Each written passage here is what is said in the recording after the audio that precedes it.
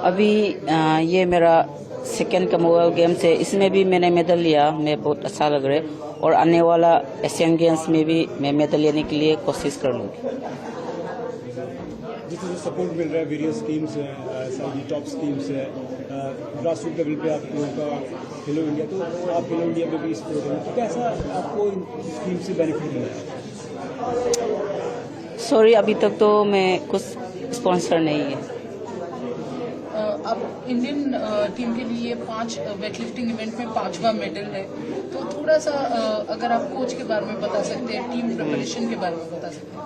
हमने अभी 1 मंथ के पहले हमने बर्मिंघम में हमने 1 मंथ के लिए कैंप लगाया। हमारा फेडरेशन और फेडरेशन ने हमारे लिए मेडल लेने के लिए बहुत सपोर्ट किया है।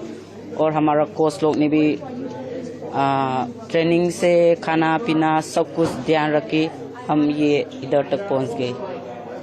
जैसे आपका वेट कैटेगरी काफ़ी चेंज हुआ है, 55, 58 अब, तो उसके बारे में आप थोड़ा बताना चाहोगे कि कैसे? हाँ जी। और कैसे आपने इतना वेरी वेट्स रखे हैं?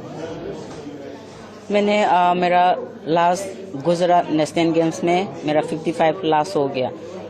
पहले 55 कैटेगरी ओलंपिक में नहीं है, इसके लिए मैंने 58 में चेंज किया। उसके बाद 55 भी अभी ओलंपिक में आ गए, मैंने तुरंत चेंज करके।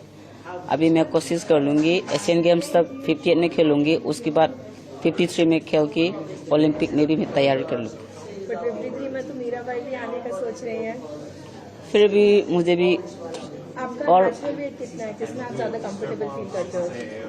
अभी भी मेरा वेट 55 है। ये मेडल आप किसको डेडिकेट करना चाहोगे? मेडल तो मेरा फैमिली है, फैमिली तो पहले है सब कुछ। उसने अभी तक बहुत सपोर्ट किया है, मेरा मम्मा पापा भैया और मेरा दीदी, मेरा बहन और सब, और कोच, फर्स्ट मैन तो कोच है, मैं कर लूँगी। आज बात हुई थी उनसे?